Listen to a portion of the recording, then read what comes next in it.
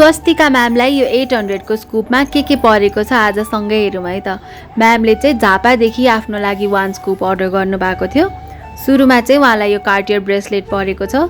यो Cartier bracelet मैले every week रिस्टक गरिरहेको हुन्छु, यति राम्रो छ यो। त्यसपछि उहाँलाई दुईटा स्क्रन्चिज परेको थियो। एउटा चाहिँ मैले सिल्कवाला स्क्रन्चिज राख्दिएँ अनि अर्को चाहिँ मैले फ्यान्सीवाला यो फरको स्क्रन्चिज राखिदिएको छु। त्यसपछि उहाँलाई दुईटा बिड्सको ब्रेसलेट परेको छ। एउटा चाहिँ मैले इभिल आईवाला ब्रेसलेट राखिदिएँ अनि अर्को चाहिँ मैले लिप ओइल राखिदिएको छु। यो चाहिँ ग्लसी पनि छ अनि ग्लिटरी पनि छ, एकदमै राम्रो खालको छ। त्यसपछि उहाँलाई एउटा कोम्ब परेको छ। कोम्बमा चाहिँ मैले यो ब्लू कलरको कोम्ब राखिदिएँ।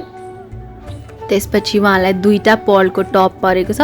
पर्लको टप चाहिँ सकिरहेको भएर उहाँलाई बोको इयरिङ राखिदिएको छु मैले टङ्कीवाला। अनि अर्को चाहिँ उहाँलाई यो फेस रेजर राखिदिएको छु मैले, आइटम चाहिँ रिपिट नगरौँ भनेर। त्यसपछि पाउडर पफ परेको थियो। पाउडर पफ पनि आउट अफ स्टक भएको भएर यो एक्सफोलिएटिङ ग्लोभ्स राखिदिएको छु। She is lucky. अनि अर्को आइटम चाहिँ उहाँलाई ब्युटी ब्लेन्डर परेको छ। अब लेट्स सी द आइटम के पर्यो भनेर।